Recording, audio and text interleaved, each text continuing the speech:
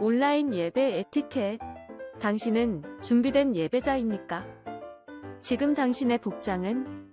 집에서 입던 옷 그대로 교회 갈 때처럼 깔끔하게 지금 당신의 자세는? 침대에 누워서 편안하게 책상에 앉아서 준비된 자세로 찬양을 부를 때 당신의 자세는? 누가 들을라 침묵을 지켜요. 마음을 다해 소리내어 찬양해요. 기도할 때 당신의 자세는? 누가 보지도 않는데 다른 짓 좀 하면 어때? 마음과 정성을 다하여 진심으로 당신의 예배 자세는 어떤 모습인가요? 준비된 몸과 마음으로 하나님께 영광 돌리는 거룩한 예배 시간 되시기 바랍니다.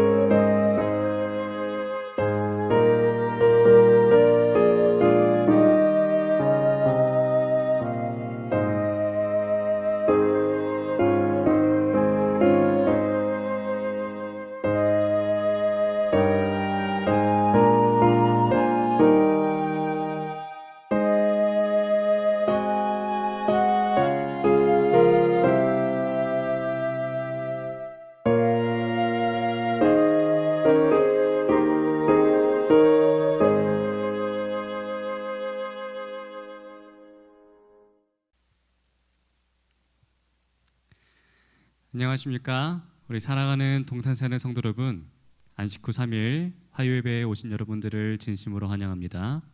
오늘은 부끄러워할 수 없는 복음이라는 주제로 하나님 말씀을 함께 나누고자 합니다. 먼저 로마서 1장 14절 17절 말씀입니다. 헬라인이나 야만인이나 지혜 있는 자나 어리석은 자에게 다 내가 빚진 자라. 그러므로 나는 할 수 있는 대로 로마에 있는 너희에게도 복음 전하기를 원하노라. 내가 복음을 부끄러워하지 아니하노니 이 복음은 모든 믿는 자에게 구원을 주시는 하나님의 능력이 됨이라. 먼저는 유대인에게요 그리고 헬라인에게로다. 복음에는 하나님의 의가 나타나서 믿음으로 믿음에 이르게 하나니 기록된 바 오직 의인은 믿음으로 말미암아 살리라 함과 같으니라. 아멘. 자, 우리는 계속해서 로마서의 말씀을 함께 묵상하고 있습니다. 그리고 지난 시간 우리는 로마서 1장 8절부터 13절의 말씀을 통해서 이 로마서의 이 복음을 전하고 있는 이 바울의 마음을 함께 살펴볼 수 있었습니다. 바울은 로마 교회를 직접 세운 사람도 아니었고요. 아직 방문한 적도 없지만 이 멀리 떨어져 있는 또 잘 되고 있는 이 로마 교인들을 위해서 감사했고 쉬지 않고 그들을 위해 기도했고 피차 안위함을 얻기를 원했습니다. 그리고 또 영혼의 열매를 맺기 위해 아주 간절히 로마로 가기를 원했죠. 이 모습을 보면서 우리는 이 바울이 단순한 어떤 위대한 신학자가 아니라 이 복음에 붙잡혀 있는 사람이라는 그러한 사실도 함께 나눌 수 있었습니다. 바울의 관심은 자기 이름이 아니라 바로 하나님의 복음이었습니다. 자기 성공이 아니라 하나님께 나아가게 될 새로운 영혼들이었다는 것이죠. 그런데 오늘 본문으로 넘어오면은 도대체 무엇이 이 바울을 이토록 살게 했는지에 대해서, 어떻게 바울은 로마라고 하는 그 거대한 도시 앞에서도 두려움 없이 담대하게 나아가려고 했는지에 대해서 생각해 볼 수가 있습니다. 오늘 본문은 바로 그 이유를 보여주는 말씀입니다. 우리가 잘 알다시피 로마는 세상의 중심이었습니다. 황제의 권세가 있었고 군사력이 넘치는 곳이었고 철학과 문화가 있었습니다. 사람들은 로마를 두려워했고 동경하였습니다. 그런데 그런 로마를 향해 바울은 아주 담대하게 선언합니다. 나는 빚진 자이고 이 복음을 전하기 원한다. 나는 이 복음이 부끄럽지 않다. 사실 이 세상의 기준으로 바라본다면은 바울은 자랑할 만한 것이 없는 사람이긴 했습니다. 물론 그가 이 지도자의 위치에 있고 로마 시민권자였지만 이 로마의 권력자는 아니었다는 것이죠. 이 편지를 기록할 당시 바울이 이 로마 교회에서 가지고 있었던 권위나 직접적인 영향력은 없었습니다. 게다가 그가 전하는 메시지는 다름이 아니라 십자가입니다. 사실 당시 십자가는 가장 수치스러운 처형 방식이었습니다. 그렇기에 유대인들은 이 십자가를 되게 꺼려하는 것이었고 헬라인들에게는 어리석은 이야기였습니다. 세상이 중요하게 여기는 가치 앞에서 사실 바울이 전해야 될 이 복음은 초라해 보이는, 가치 없어 보이는 일이었습니다. 그러니까 오늘날로 따진다면요, 우리가 학교나 직장에 가서 이렇게 우리가 경쟁하는 거 다 쓸모없습니다. 우리 하나님 은혜로 살아가야 합니다 라고 공개적으로 이렇게 주장하는 그런 상황과 동일하다는 거죠. 우리가 그렇게 대놓고 이야기를 한다면은 무슨 일이 일어날까요? 네, 여러분들의 상상에 맡기겠습니다. 사실 말도 안 되는 이야기입니다. 그래서 어떤 사람들에게는 우리가 전하고 있는 이 복음이라고 하는 것이 너무나 비현실적이고 빈약한 이야기처럼 들리기도 합니다. 그런데 바울은 이러한 상황 가운데서도 위축되지 않고 있습니다. 오히려 당당하게 말합니다. 나는 복음을 부끄러워하지 않는다. 왜냐하면 바울은 자신이 전해야 될 복음이 무엇인지를 알았기 때문입니다. 우리 사랑하는 성도 여러분, 우리가 지난 시간 우리는 이 바울의 마음을 함께 살펴보았습니다. 그리고 오늘은 그 마음의 중심에 무엇이 있었는지를 볼 수 있게 됩니다. 바울의 열심의 중심에는 이 복음이 있었습니다. 바울의 헌신의 중심에는 이 복음이 있었습니다. 바울의 담대함의 중심에도 이 복음이 있었습니다. 오늘 이 시간 우리도 다시 이 복음을 함께 붙들게 되길 간절히 바랍니다. 세상 속에서도 복음을 부끄러워하지 않고 맡겨진 복음의 빛을 담당하며 믿음으로 살아갈 수 있는 우리 모두가 되길 간절히 바랍니다. 본문을 통해 알 수 있는 첫 번째 기별입니다. 복음은 세상에 갚아야 할 빛입니다. 로마서 1장 14절 15절입니다. 헬라인이나 야만인이나 지혜 있는 자나 어리석은 자에게 다 내가 빚진 자라. 그러므로 내가 할 수 있는 대로 로마에 있는 너희에게도 복음 전하기를 원하노라. 여기에서 바울은 자신을 빚진 자라고 말을 합니다. 그런데 생각을 해보면요, 사실 바울은 로마 사람들에게 돈을 빌린 것도 아니고요, 도움을 받은 것도 없었습니다. 그런데 왜 자신을 빚진 자라고 얘기를 하는 것일까요? 우리가 보통 빚을 지는 방법은 두 가지로 나누게 됩니다. 하나는 내가 직접 돈을 빌리는 것이죠. 정말 직관적인 빚을 지는 겁니다. 또 하나는 다른 사람에게 전달해야 할 것을 맡아서 위탁받는 그러한 경우가 있습니다. 예를 들어서 이 돈을 우리 목사님께 전해주세요라고 하는 것이죠. 근데 만약에 이걸 내가 전달하지 않고 계속 가지고 있으면 어떻게 돼요? 큰일 납니다. 저는 이 돈에 대해서 관리를 또 똑바로 이렇게 못하게 되면은 아주 큰일이 나게 됩니다. 바울의 빚이 바로 이것이었습니다. 하나님께서는 그에게 복음을 맡기셨어요. 특별히 이방인들에게 복음을 전하도록 그에게 사명을 맡기셨습니다. 그래서 바울은 이 복음을 그냥 가지고만 있을 수는 없었던 것이었죠. 전하지 않으면 안 되는 것입니다. 그리고 바울이 왜 이렇게까지 복음을 전하는 일에 열심히 내는지 우리 재림교회 성경주석은 이렇게 설명합니다. 바울은 복음 전파를 부득불해야 할 일로 느꼈다. 가능한 한 세상의 모든 나라의 복음을 알려야 한다는 이 의무감은 부분적으로는 이방인에 대한 그의 특별한 사명 위임에 기인한 것이었을 것이다.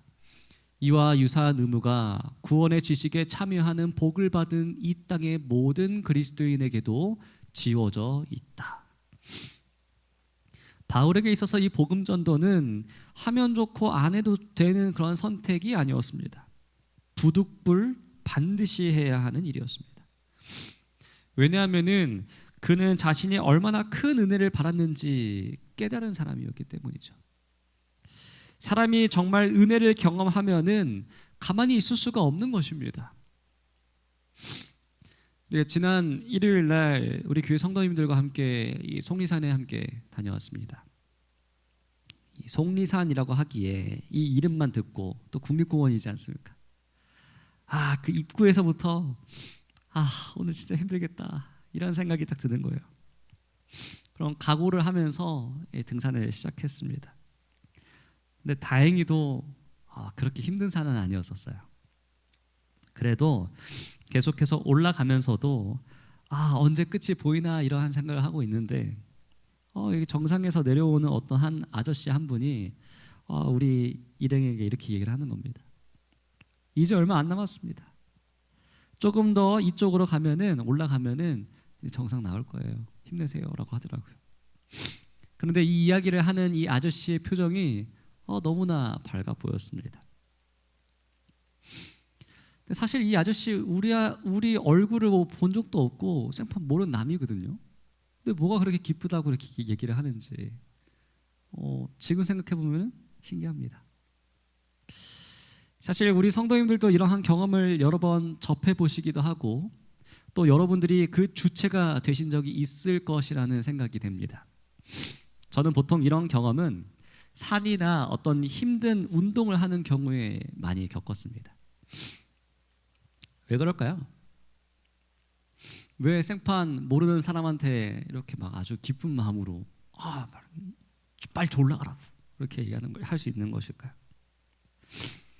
지금 제가 겪고 있는 이 힘듦의 순간을 이미 그 아저씨는 겪었고 그 끝에 다다랐을 때 얻게 되는 성취감이 무엇인지 알기 때문에 이 생판 모르는 남에게도 기쁜 마음으로 전할 수 있는 것이 아닐까요? 이 바울의 복음 전도도 동일했다는 것입니다. 정말 살 길을 발견한 사람은 다른 사람에게도 그 길을 아주 기쁜 마음으로 말할 수 있게 되는 것이죠. 그래서 바울은 로마를 향해 나아갔습니다. 핍박이 있어도 길이 막혀도 조롱이 있어도 포기하지 않았다는 것이죠.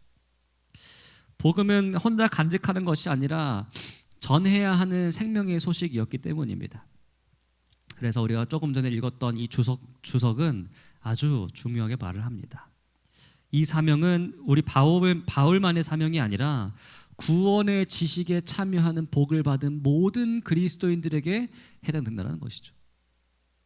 바울에게만 해당되는 것이 아니라 우리 모두에게 해당되는 것입니다. 우리 사랑하는 성도 여러분, 우리는 복음을 너무 익숙하게 듣다 보니까 때로는 그 가치를 잊고 살아갈 때가 종종 있습니다. 하지만 생각해 보십시오. 우리가 예수님을 알게 된 것이 얼마나 큰 은혜입니까? 죄의 용서를 알고 또 예수님께서 다시 오시는 그 재림의 소망을 알고 하나님의 말씀을 알고 살아간다는 것이 우리에게 있어서 얼마나 감사한 일입니까? 그렇다면은 하나님께서는 오늘 우리에게 물으십니다. 너는 맡겨진 복음을 어떻게 하고 있느냐? 너는 복음의 빚을 기억하며 살아가고 있느냐? 꼭 거창한 것만 말하는 것이 아닙니다. 가족들에게 한마디 복음을 전하는 것일 수도 있어요. 낙심한 사람에게 예수님의 소망을 나눠주는 것일 수도 있습니다. 청년 한 사람을 위해 기도하는 것일 수도 있어요. 근데 중요한 것은 복음을 받은 사람은 복음을 흘려보내며 살아간다는 것입니다. 하나님께서 우리 모두에게 이 바울의 마음을 주시기를 간절히 바랍니다. 복음을 당연하게 생각하지 않고 맡겨진 복음의 이 빚을 기억하며 세상 속에 생명의 소식을 전할 수 있는 믿음의 성도들이 되시길 간절히 바랍니다. 15절입니다. 그러므로 나는 할 수 있는 대로 로마에 있는 너희에게도 복음 전하기를 원하노라. 여기에서 원하노라라고 하는 이 단어는 단순한 소망의 정도의 말이 아닙니다. 안에서 정말 어떻게 참을 수 없이 이거 견딜 수가 없는 거예요. 불타오르는 열망입니다. 반드시 나 이거 무조건 해야 돼. 나 죽어서도 죽기 전에는 무조건 해야 한다라고 하는 그러한 사명감이에요. 왜냐하면 복음은 독점하는 것이 아니기 때문입니다. 복음은 우리가 저장해두는 것이 아니라는 거예요. 이전 우리가 정로에게 대한 말씀을 함께 묵상할 때도 보았지만 복음은 흘러가야 한다는 것이죠. 하나님께서 우리에게 복음을 주신 이유는 우리만 구원받고 끝나라고 하는 것이 아니라는 거예요. 누군가에게 전하라고 맡기신 것입니다. 우리는 종종 신앙을 너무 개인적인 것으로만 생각하며 살아갑니다. 내가 은혜 받으면 된다. 나만 구원받으면 된다. 나 천국 가면 끝이다. 그런데 성경은 그렇게 말하지 않습니다. 복음을 받은 사람은 동시에 복음의 빚진 자가 됩니다. 그리고 계속해서 말씀드리지만 우리 재림교회는 특별한 사명을 맡은 교회입니다. 우리는 단순히 교회만 다니는 사람이 아니라는 것이에요. 새천사의 기별을 맡은 백성입니다. 마지막 시대의 영원한 복음을 세상에 전하도록 부르심을 받은 사명이 있는 공동체라는 것이죠. 하나님께서 우리에게 진리를 맡기신 이유는 우리가 나 이거 진리 가진 진리의 교회라고 하는 것을 자랑하라고 하는 것이 아니에요. 전하라고 주신 것입니다. 우리가 정말 복음을 믿는다면은 가족들에게 전하지 않을 수가 있겠습니까? 친구들에게도 말하지 않을 수가 있겠습니까? 또 청년들에게도 이야기하지 않을 수가 있겠습니까? 바울은 빚을 갚으려는 사람처럼 살았습니다. 정말 복음을 전하기 위해 처절하게 살아갔습니다. 그래서 어디를 가든 복음을 전했습니다. 오늘 하나님께서는 우리에게도 물으십니다. 너는 맡겨진 복음을 어떻게 하고 있느냐? 너는 이 복음의 빚을 기억하며 살아가고 있느냐? 우리 모두가 다시 이 마음을 회복하게 되기를 간절히 바랍니다. 우리에게 주어진 복음을 당연하게 여기지 않고 맡겨진 은혜를 기억하며 한 명 한 명의 영혼을 향한 부담을 품고 살아갈 수 있는 우리 모든 믿음의 성도들이 되시길 간절히 바랍니다.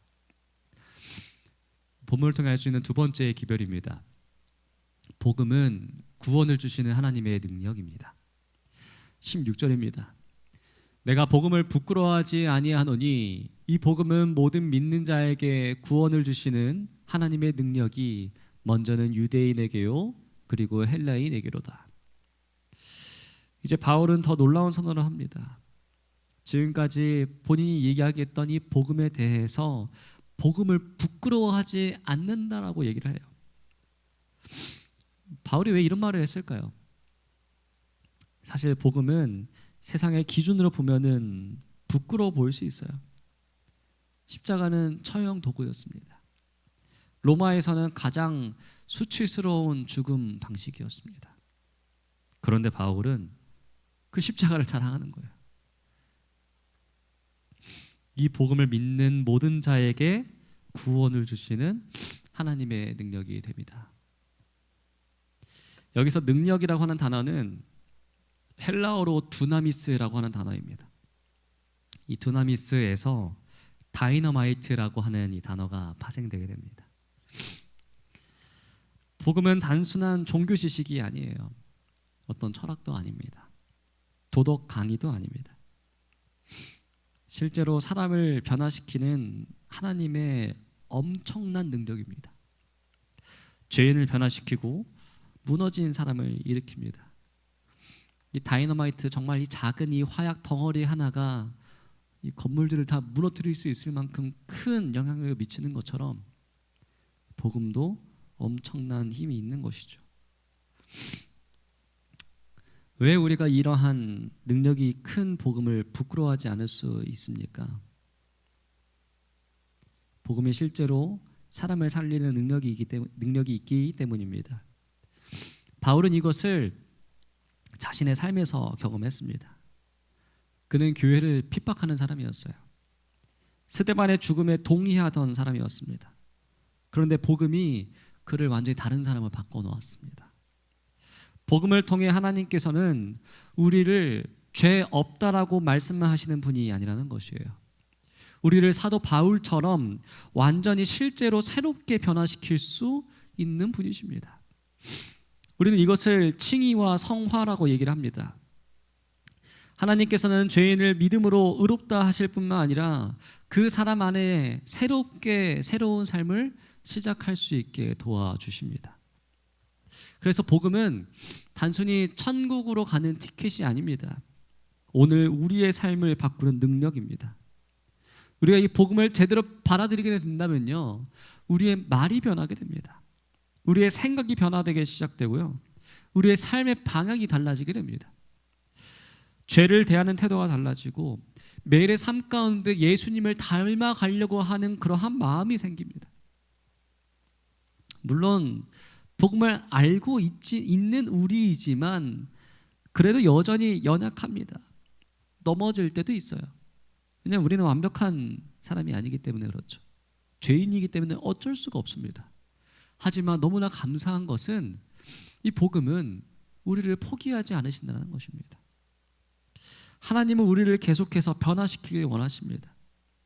그래서 우리가 갖고 있는 이 재림신앙은 단순한 미래만을 기다리는 신앙이 아닙니다. 예수님의 재림을 기다리면서 지금도 복음의 능력 안에서 변화되어 살아가는 삶이라는 것이죠. 우리 사랑하는 성도 여러분, 세상은 여전히 이 복음을 어리석게 볼 수 있습니다. 예수를 믿는 삶은 시대에 뒤떨어진 것처럼 이야기를 합니다. 하지만 바울은 우리에게 담대하게 얘기합니다. 나는 복음을 부끄러워하지 않는다. 왜냐하면은 이 복음이 실제로 사람을 살리는 하나님의 능력이 있기 때문이죠. 오늘 우리도 이 확신을 다시 한번 붙들게 되길 간절히 바랍니다. 이 복음을 지식으로만 아는 것이 아니라 우리의 삶 가운데 경험할 수 있는 우리 모두가 되길 간절히 바랍니다. 그래서 우리도 세상 속에서 담대하게 말할 수 있게 되길 간절히 바랍니다. 나는 복음을 부끄러워하지 않습니다. 왜냐하면 하나님께서 나를 실제로 변화시켰기 때문입니다 라고 말이죠. 이 복음의 능력이 오늘 우리의 모두의 삶 가운데 다시 살아 움직이게 될 수 있게 되길 간절히 바랍니다. 복음을 통해 알 수 있는 마지막 기별입니다. 복음에는 하나님의 의가 나타납니다.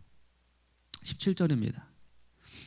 복음에는 하나님의 의가 나타나서 믿음으로 믿음에 이르게 하나니 기록된 바 오직 의인은 믿음으로 말미암아 살리라 함과 같으니라. 이제 바울은 복음의 가장 깊은 중심으로 들어갑니다. 사실 이 구절은 이 로마서 전체의 핵심 구절이라고 말할 수 있습니다. 그리고 이 종교개혁의 불씨가 되었던 말씀이기도 합니다.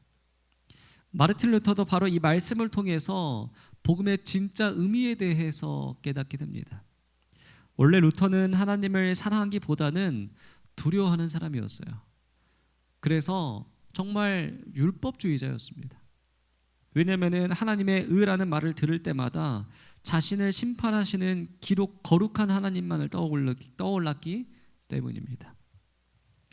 나는 죄인인데 어떻게 하나님 앞에 설 수 있는가? 나는 부족한데 하나님께 받아들일 수 있는가? 그래서 루터는 더 열심히 수도 생활을 했고 더 엄격하게 자신을 몰아붙입니다. 하지만 아무리 노력을 하고 노력해봐도 그의 마음 가운데 평안은 찾아오지 않는 것이죠. 그러다가 로마서 1장 27절에 이 말씀을 붙들게 됩니다.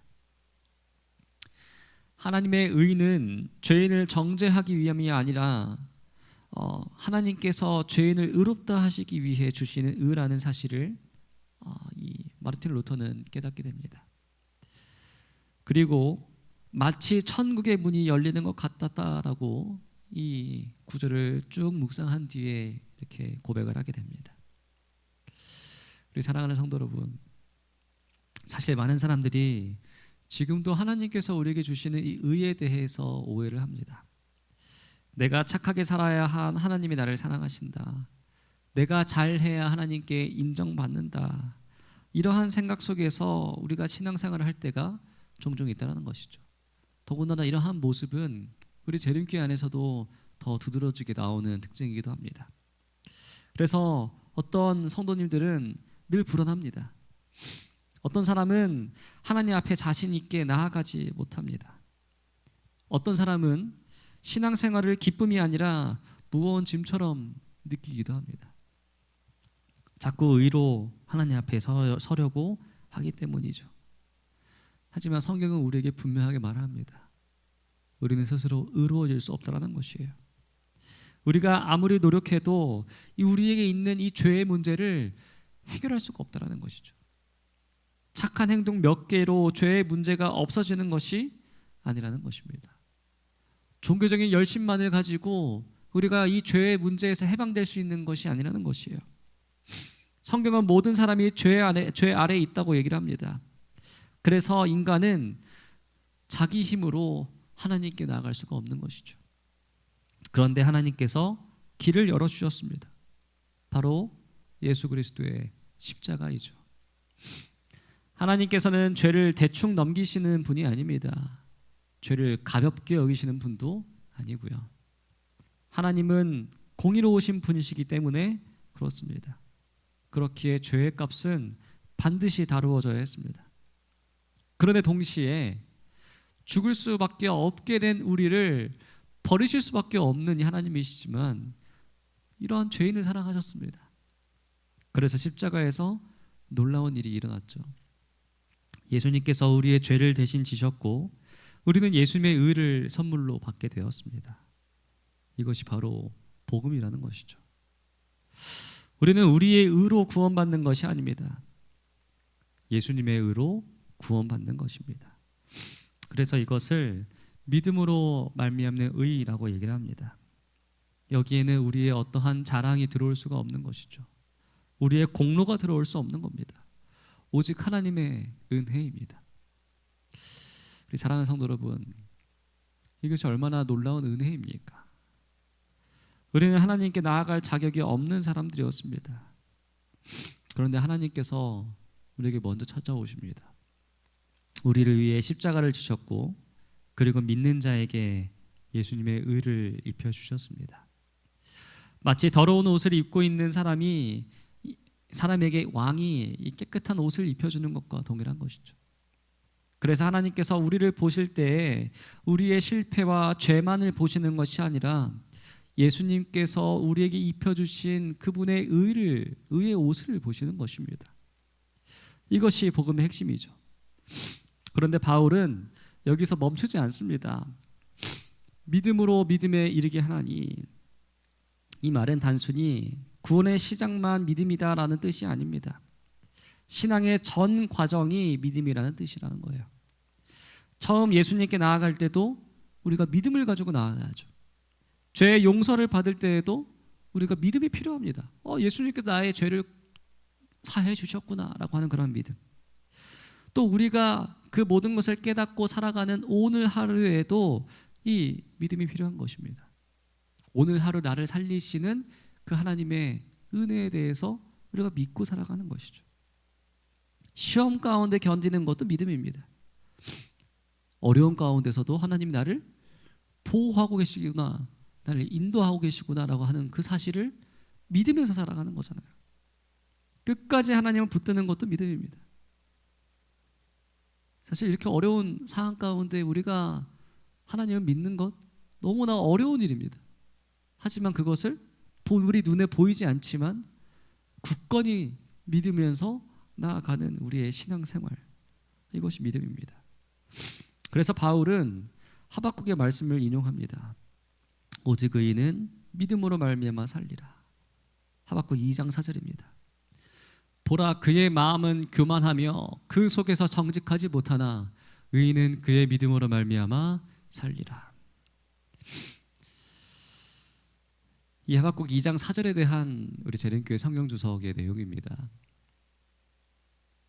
믿음의 히브리어 에무나토는 공평, 견고, 확실, 영혼 등의 의미를 갖고 있으며 특별히 신뢰성에 기초하여 증명되는 개인의 품성이나 행위의 공평함을 뜻한다. 자, 그리고 바울이 사용했던 로마서 1장 17절의 주석입니다. 즉 믿음으로 말미암아 의롭게 된 사람은 살리라. 믿음으로라고 하는 구절은 의인이나 살리라라는 구절과도 연결될 수 있다. 이 인용구의 출처는 하박국 2장 4절인데 갈라디아인의 침공 시기에 하박국은 의로운 사람은 하나님을 의지하고 신뢰함으로써 안전하게 지켜질 것이라는 확신으로 마음의 위로를 받았다. 로마서 1장 17절에서 바울이 그 인용구를 사용한 데서도 이와 비슷한 의미를 엿볼 수 있다. 의인은 자신의 행위와 공로를 신뢰함으로써가 아니라 오직 하나님에 대한 신뢰와 믿음으로 말미암아 살 것이다. 여기서 살리라라고 하는 것은 단순히 우리가 숨을 쉬고 생존한다라는 것이 아닙니다. 믿음 안에서 살아가는 삶 전체를 의미하는 것이죠. 그렇기에 믿음은 교회에 올 때만 사용하는 것이 아닙니다. 우리가 하나님께 예배를 드리는 예배 시간에만 사용하는 그러한 것이 아니라는 거죠. 우리의 삶 전체에 하나님을 신뢰하며 살아가는 것이 믿음입니다. 보이지 않아도 하나님을 믿는 것입니다. 이해되지 않아도 하나님을 붙드는 것이죠. 길이 막혀도 하나님을 신뢰하는 것입니다. 지난 시간 우리가 바울의 기도를 함께 살펴보면서 보았던 것처럼 바울은 자기 뜻보다 하나님의 뜻을 더 신뢰했습니다. 왜냐하면 믿음으로 산다는 것은 단순한 감정이 아니라 하나님께 우리의 삶을 맡기는 것이기 때문이었습니다. 이 말씀은 단순히 교리를 우리의 머리로 동의하는 정도를 말하는 것이 아닙니다. 바울이 말하는 믿음은 하나님을 끝까지 신뢰하며 살아가는 삶입니다. 보이지 않아도 하나님을 붙드는 것이죠. 이해되지 않는 순간에도 하나님을 원망보다 신뢰로 바라보는 것입니다. 나의 계획이 흔들린다 할지라도 하나님의 계획은 흔들리지 않는다라는 그 사실을 믿는 것입니다. 사실 바울의 삶이 그랬습니다. 그는 여러 번 그의 길이 막혔고요. 감옥에도 갔습니다. 핍박도 받고 맞기도 합니다. 그가 계획한 대로 되는 것이 하나도 없었습니다. 하지만 바울은 자신에게 처해진 이 상황보다 하나님을 더 신뢰합니다. 왜냐하면 믿음은 환경이 좋아질 때만 유지되는 감정이 아니라 어떠한 상황 속에서도 하나님을 붙드는 삶이기 때문이죠. 오늘 우리의 삶도 마찬가지입니다. 우리의 삶 가운데 이해되지 않는 부분들이 너무나 많죠. 기도했는데 우리의 길이 막힐 때가 있고, 우리가 어떻게 기다리는 이러한 계획들이 있는데 늦어질 때도 있어요. 낙심되는 상황도 있고 정말 어려운 순간들이 많습니다. 하지만 우리가 믿음으로 살아간다는 것은 그러한 순간에도 하나님께서 여전히 나를 붙들고 계시다는 그 사실을 신뢰하며 살아간다는 것입니다. 우리 사랑하는 성도 여러분, 오늘 바울은 우리에게 복음의 가장 중요한 중심을 보여줍니다. 우리는 우리의 힘으로 의로워지는 사람들이 아닙니다. 우리는 예수님의 의를 붙드는 사람들입니다. 그리고 그 믿음으로 오늘도 살아가는 것이죠. 나의 의가 아니라 예수 그리스도의 의를 붙들게 되기를 간절히 바랍니다. 나의 공로가 아니라 그리스도의 십자가의 은혜를 붙들며 살아가는 우리 모두가 되길 간절히 바랍니다. 그리고 어떠한 상황 속에서도 믿음으로 살아갈 수 있는 하나님의 백성이 되는 우리 모든 동탄사하는 성도들이 되시길 간절히 바랍니다. 오늘 우리는 로마서 1장 14절에서 17절의 말씀을 통해 이 바울의 세 가지의 고백들을 함께 살펴보았습니다. 첫 번째는 나는 빚진 자라는 거예요. 두 번째는 나는 복음 전하기를 원한다는 것이었고요. 세 번째는 복음을 전하는 것에 부끄러움이 없다는 것이었습니다. 왜 바울은 이렇게 담대할 수 있었습니까? 그는 복음이 무엇인지를 분명히 알았기 때문입니다. 복음은 단순한 종교 지식이 아닙니다. 바울에게 복음은 세상에 갚아야 할 빚이었습니다. 그래서 그는 어디를 가든 이 복음을 전하지 않을 수가 없었던 것이죠. 또 복음은 구원을 주시는 하나님의 능력이었습니다. 그리고 바울은 자신의 삶이 이 복음을 통해 변화되었다는 것을 경험했습니다. 교회를 핍박했던 사람이 복음을 전하는 사도로 변화되었습니다. 그래서 그는 세상의 조롱보다는 이 복음의 능력을 더 신뢰하기로 선택한 것이죠. 그리고 복음은 죄인을 의롭게 하시는 하나님의 은혜였습니다. 인간의 노력이나 공로가 아니라 예수 그리스도의 십자가를 통해서 주시는 하나님의 의였습니다. 그래서 바울은 끝까지 믿음으로 살아가기를 원하는 사람이었다는 것이죠.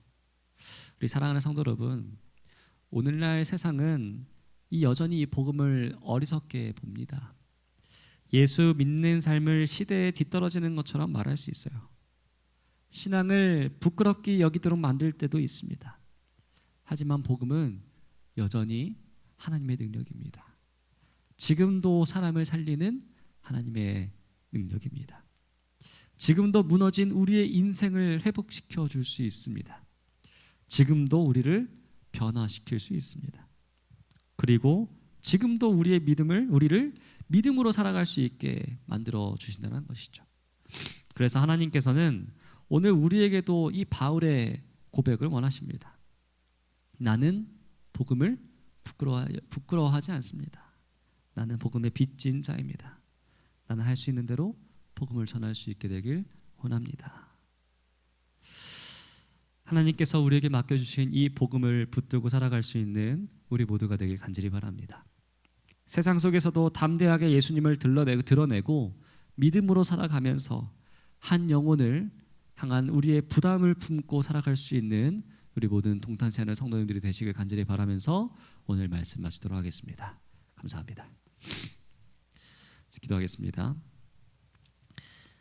하나님 아버지, 오늘 우리에게 복음의 은혜를 다시 깨닫게 도와주심이 감사합니다.